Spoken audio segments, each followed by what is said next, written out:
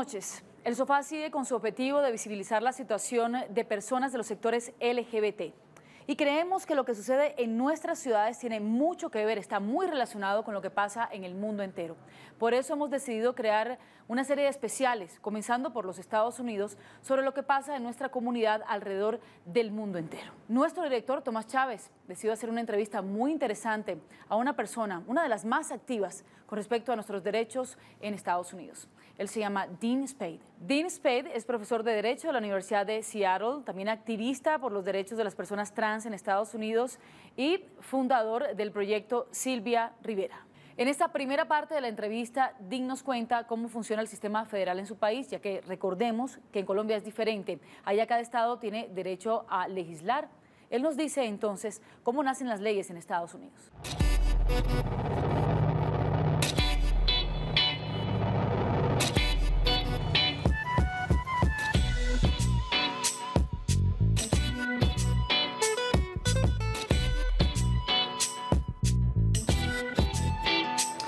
Buenas noches, amigos del Sofá. Esta noche, excepcionalmente presentándoles la entrevista, este servidor, Tomás Chávez. Tengo el gusto de estar esta tarde con Dean Spade. Es un amigo norteamericano, activista trans. Dean, bienvenido al Sofá. ¿Cómo estás? Muy contento de estar acá. Dime cómo funciona el sistema político en los Estados Unidos. Bueno, a un nivel muy general, diría que el sistema político de los Estados Unidos se maneja en función del dinero, como muchos lugares. Los dos partidos políticos mayoritarios, demócratas y republicanos, representan principalmente los intereses de personas millonarias, grandes compañías petroleras y de otro tipo, y hay muy poco acceso significativo a votar y cosas así para muchas personas en situación de pobreza o personas no blancas. Así que podemos decir que hay un control muy intenso por parte de un pequeño grupo en los Estados Unidos, pero la imagen que proyectan alrededor del mundo es muy diferente.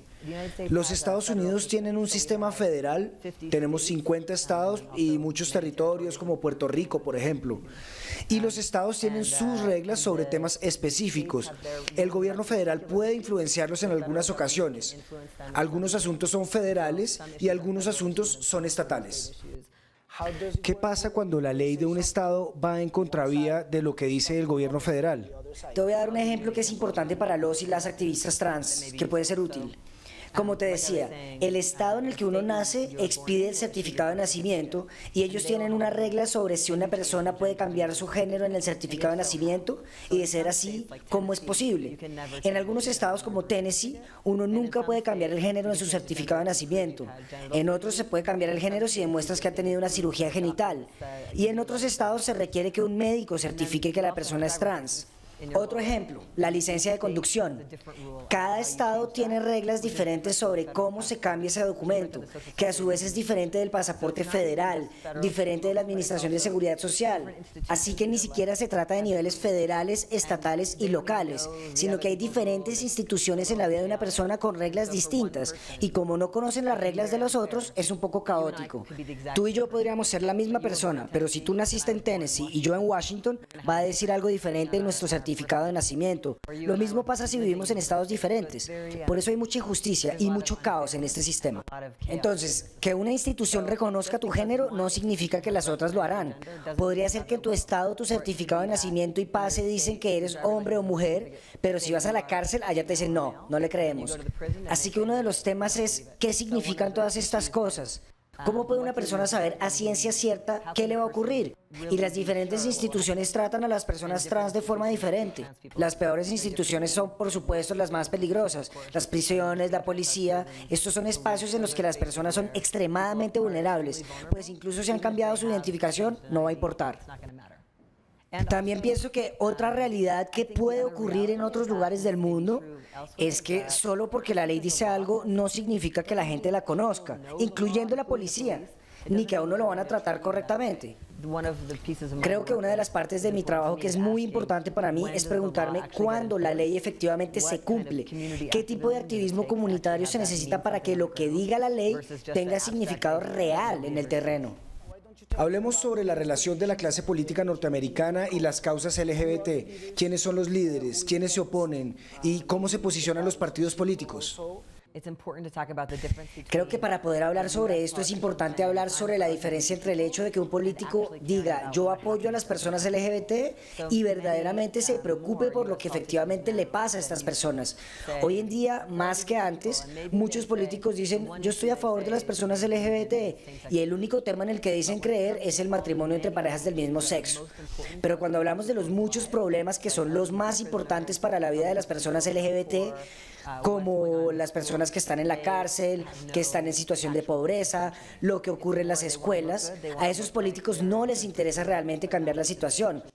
Es más una cuestión de verse mejor, de decir que apoyan los derechos humanos, pero no porque comprendan de una manera profunda, ni porque sean verdaderos aliados cuando se trata de un tema difícil. Por eso creo que es difícil hacerte un mapa, porque con frecuencia no es sincero. Por supuesto, sería errado de mi parte no decir que en los Estados Unidos hay una derecha cristiana muy fuerte que es explícitamente anti-LGBT. Y hay muchas diferentes ramas del movimiento. Por un lado están las organizaciones LGBT mejor financiadas, lideradas por personas blancas, sobre las que se oye mucho como Human Rights Campaign, que tienen mucha visibilidad porque son las que más dinero tienen. Pero para mí, los líderes más interesantes son personas que impulsan una agenda más compleja, que es a la vez mucho más incluyente. Y hoy en día creo que hay muchas personas en los Estados Unidos que encuentran inspiración en Laverne Cox, la actriz trans en la serie Orange is the New Black, que es una persona muy interesante para los derechos de las personas trans, porque es famosa por ser actriz, pero se ha apoderado de hablar honestamente con los medios sobre el tema de las personas trans en las cárceles de Estados Unidos. Y esto ha sido nunca había ocurrido. Tener a alguien tan visible como ella, que tiene el micrófono y hace el trabajo sucio de hablar sobre temas difíciles. Hay otra mujer con quien ella ha aparecido con frecuencia, Janet Mock, que es una personalidad importante en los medios. Es una mujer afrodescendiente transgénero. Another Black transgender woman. Issues of poverty and joblessness, of a lack of health care, of violence, verbal and physical violence against trans women. Para mí ellas están teniendo un momento que realmente está abriendo mucha comprensión en los Estados Unidos. Los Estados Unidos han sido muy importantes en la lucha por los derechos civiles. Las manifestaciones de Stonewall en San Francisco el 28 de junio de 1969 fueron un gran momento de la lucha por los derechos LGBT. Háblenos un poco sobre este momento específico, sobre los acontecimientos y también qué significa Stonewall para todas las personas LGBT alrededor del mundo. Pienso que la historia de Stonewall es muy poderosa, porque es un momento en el que las personas que estaban siendo constantemente hostigadas por la policía, personas gays o trans en la calle, gente en los bares, los policías llegaban y hacían redadas, cometían abusos, arrestaban personas, les hacían daño y ejercían violencia contra ellas. Es un momento hermoso en el que las personas decidieron levantarse y decir, no más, ya no vamos a soportar más. Y se rebelaron contra eso. Y esta historia es muy importante porque la violencia policial continúa siendo un tema central para las personas LGBT. Lo que me parece interesante es que en el periodo posterior a esa época, Stonewall y Compton ocurrieron en un momento en los Estados Unidos en que los movimientos sociales estaban luchando contra el colonialismo, el racismo, había un gran movimiento de mujeres y una gran oposición a la guerra en Vietnam. Entonces, Stonewall estaba conectado a esas luchas porque muchos de esos movimientos criticaban la violencia policial contra las personas negras, contra los puertorriqueños e indígenas.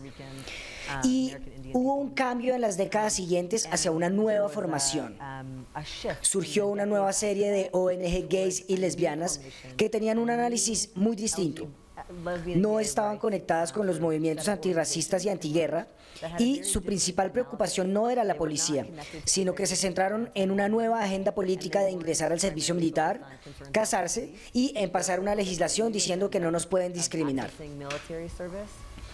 También hicieron aprobar el concepto de crímenes por prejuicio para aumentar las penas a quienes nos atacan con violencia. Esto fue un cambio drástico, fue casi una agenda opuesta, y es la agenda política LGBT que es muy visible hoy en día, pero no es la única agenda política LGBT en los Estados Unidos. Hay también una que viene de personas menos pudientes y que no es tan atractiva para los medios, y por tanto no se cubre tanto.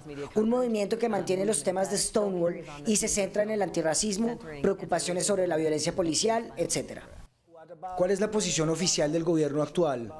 ¿Cuál es la posición del presidente Obama frente a las reivindicaciones LGBT? Pues Obama es un personaje interesante porque es un demócrata, pero los demócratas hoy en día mantienen la misma línea que los republicanos en la mayoría de los temas más importantes. Por eso es importante verlo como una persona relativamente conservadora y recientemente, por la época de su reelección, empezó a utilizar mensajes sobre las personas LGBT, dio el discurso en el que habló de Stonewall y Hillary Clinton dio un discurso sobre los derechos humanos de las personas LGBT. Yo personalmente creo que esto es mucho más complicado de lo que parece. Pienso que es costumbre para los Estados Unidos en su política exterior pretender ser el líder mundial en derechos humanos, cuando en realidad es un violador de derechos humanos en todo el mundo y dentro de los Estados Unidos.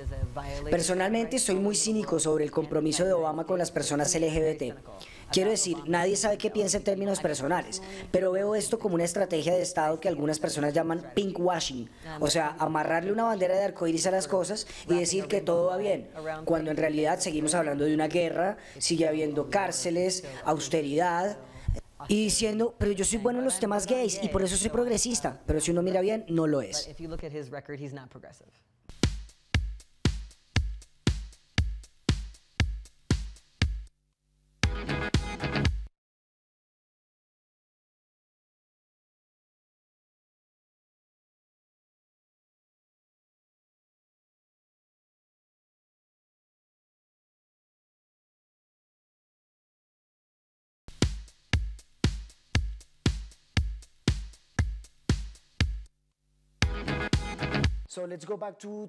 Volvamos al contexto norteamericano.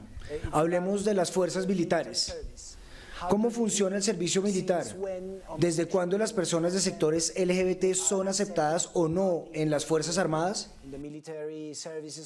En los Estados Unidos ya no existe el servicio militar obligatorio. Antes lo había. Es un trabajo muy explotador que además tiene un índice extremadamente alto de violencia sexual. Recientemente, el gobierno estadounidense publicó varios estudios comprobando que había un nivel aberrante de violencia sexual en las filas del ejército estadounidense e incluso las personas que estaban a cargo de resolver las quejas fueron despedidas porque ellas mismas habían cometido violencia sexual. Es un problema sistémico y en el que hay mucha corrupción. Por muchísimos años, el ejército excluyó a las personas gays, lesbianas y trans y ha habido una larga pelea al respecto. Ya se levantó la prohibición de prestar servicio para los gays y las lesbianas, pero la prohibición para personas trans sigue existiendo. Nos gustaría saber cuál es la situación actual en términos de derechos para las personas LGBT en los Estados Unidos. ¿Cuáles son los estados más avanzados en esta materia? Las leyes en los libros se ven diferentes a la realidad de las instituciones estatales. Pienso que es un dilema tratar de evaluar cada uno porque cada estado varía. El estado de Washington, donde yo vivo, tiene algunas políticas muy buenas, especialmente para personas trans, como la que se refiere al certificado de nacimiento. Es una de las mejores del país, pero al mismo tiempo es un estado que está invirtiendo más y más dinero en la construcción de cárceles y tiene un centro privado para la detención de inmigrantes, lo cual es muy peligroso para las personas LGBT. Es muy difícil para mí decir cuáles son los estados buenos o malos, porque hay muchos sistemas en cada estado que además varían la forma en la que nos tratan. Entonces, esto está relacionado con su teoría de que las leyes y el Estado son un gran sistema opresor, especialmente para personas pobres, afrodescendientes y LGBT. ¿Usted diría entonces que esas leyes sobre penalización de las drogas, del trabajo sexual, están hechas específicamente para controlar a estas poblaciones? Pues eso es lo que parece en Estados Unidos. El sistema carcelario detiene mayoritariamente personas negras y latinas. El sistema migratorio está completamente dirigido a personas negras y latinas.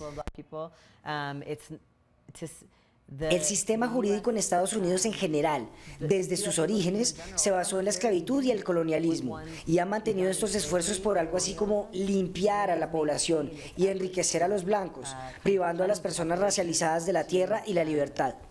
Creo que eso es muy claro en la historia de los Estados Unidos y en tiempos contemporáneos es lo mismo.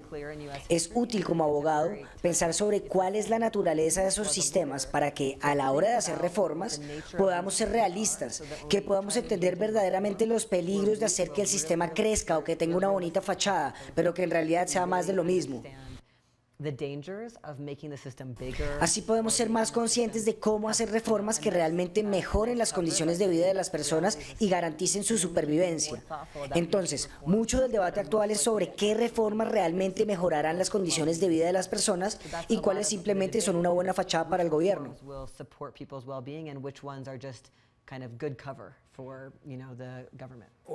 ¿Por qué no nos cuentas cómo se hacen las leyes en Estados Unidos? Es decir, ¿cuál es la base? ¿Quién se inventa las leyes? ¿Quién las escribe?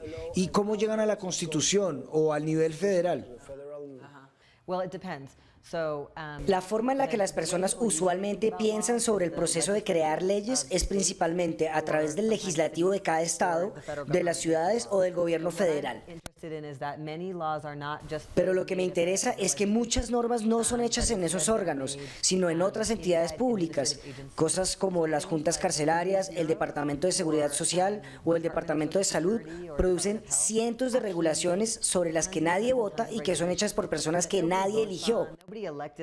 Y es allí donde están las normas más importantes. Pero, Dean, ¿cómo hacer normas que nos beneficien? Creo que mucho de lo que trabajamos es averiguar cuáles son las normas y políticas públicas que más nos perjudican y concentrarnos en ellas, en lugar de tratar de pasar leyes que digan que nuestras comunidades son súper buenas, pero no van a hacer nada. Buscamos intervenir en normas que no necesariamente dicen LGBT, pero que son muy nocivas para las personas LGBT. Buscamos cosas muy específicas que nos están afectando y cómo podemos operar un cambio. A veces se pueden lograr cambios muy significativos a nivel local, ya que el nivel federal es muy conservador. Hablemos del proyecto legal Silvia Rivera, del cual eres fundador. ¿Cómo funciona? ¿Cuál es su finalidad? La organización que fundé y de la que hago parte, el Proyecto Legal Silvia Rivera, funciona como un colectivo que provee servicios de asesoría legal a personas trans o personas racializadas de bajos ingresos que enfrentan terribles conflictos con la policía, con prisiones, hospitales, escuelas, y operamos de manera horizontal como un colectivo, así que a la mayoría de nosotros no se nos paga. Hay muy pocos recursos y tenemos muy pocos cargos pagos, pero se trata de construir una resistencia más grande, una resistencia de base. Así que cuando la gente llega por asesoría, además de ofrecer apoyo con las necesidades inmediatas, les preguntamos que si también quiere volverse parte de la solución a ese problema. Así que la persona llega con un problema de vivienda. Le preguntamos si quiere ser parte de grupos que luchan por el acceso a una vivienda digna en su ciudad. Si tiene problemas con la policía, entonces únase y luche con un movimiento más amplio contra el abuso policial. La idea es construir movimientos, en lugar de tener a un par de expertos que cambian un par de leyes y esperen que las cosas sean diferentes, cuando sabemos que usualmente eso no logra que las cosas cambien.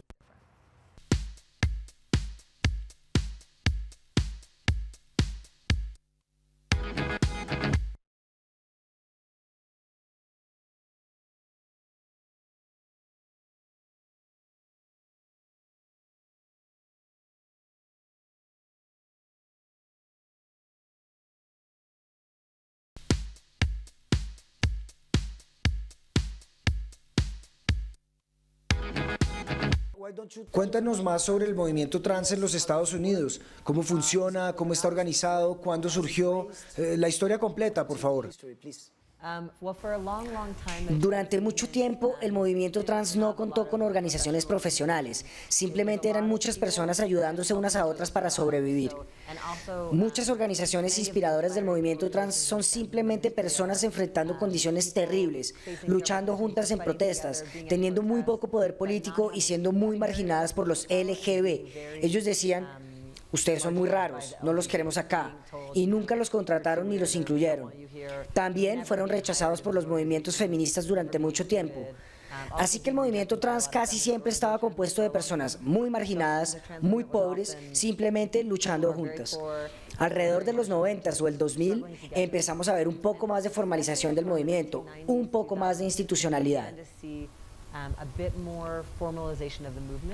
Sin embargo, ahora el movimiento trans definitivamente está creciendo y la visibilidad de los temas trans está creciendo en los medios, algunas veces de buena manera, otras veces de forma sensacionalista y dañina.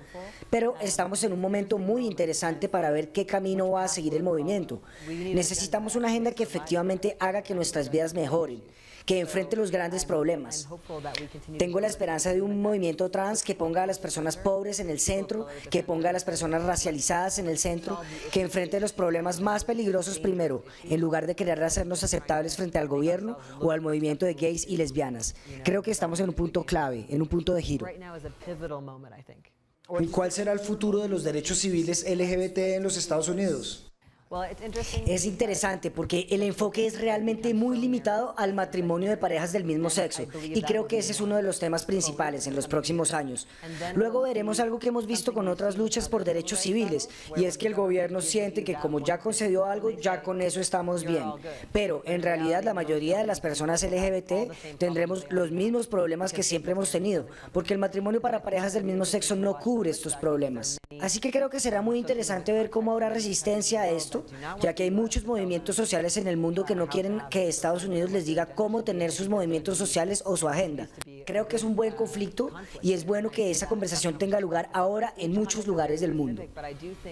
Creo que cada contexto es muy específico, pero para mí, creo que el movimiento LGBT tendrá victorias reales si estas luchas se conectan profundamente con movimientos feministas, con movimientos de personas en situación de pobreza, con movimientos anticoloniales. Así que si vemos lo LGBT como algo aparte y pretendemos ganar mientras los demás pierden, creo que es una victoria falsa, porque no puedes estar bien si tu contexto tiene grandes desigualdades de riqueza o estás bajo normas colonialistas. Así que para mí es cómo los movimientos LGBT pueden estar profundamente conectados en Estados Unidos y alrededor del mundo con otros movimientos que estén hablando de la situación real de las personas. Ok, Dean. Bueno, Dean, muchísimas gracias por venir al sofá. Me siento muy inspirado por los activistas trans en Bogotá. Espero que sigamos siendo amigos y podamos trabajar juntos. Bueno, este es el final de la entrevista con nuestro amigo Dean Spade, que vino desde los Estados Unidos a dar conferencias y a ver nuestro país. Parece que le ha gustado bastante. Fue una conversación extremadamente interesante, muchas cosas se quedan por fuera. Esperamos poderlo recibir de nuevo en nuestro país. We will be happy and glad to have you here again. Muchas gracias y esperamos que no se pierdan el próximo episodio del Sofá. Buenas noches. En cada lugar del planeta, los sectores LGBT seguimos luchando por el respeto a nuestros derechos, pero dependiendo de la circunstancia específica de cada país se generan respuestas diferentes. Los avances son importantes, pero aún queda mucho camino por recorrer para lograr la igualdad y reconocimiento de nuestros derechos. Seguiremos haciendo esta serie de especiales internacionales para que ustedes conozcan la situación de la comunidad LGBT en cada rincón del mundo. Recuerden que nos encuentran en Twitter y en Facebook como El Sofá Capital. Yo soy Camila Chaín y espero que se sienten conmigo en el sofá el próximo domingo en nuestro nuevo horario a las 9:30. ¡Feliz noche!